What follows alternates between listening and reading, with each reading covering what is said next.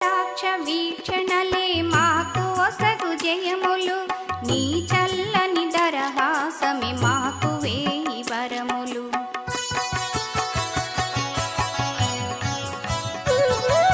నీ కటాక్ష వీక్షణలే మాకు ఒసగు జయములు, నీ చల్లని దరహాసమే మాకు వేయి వరములు.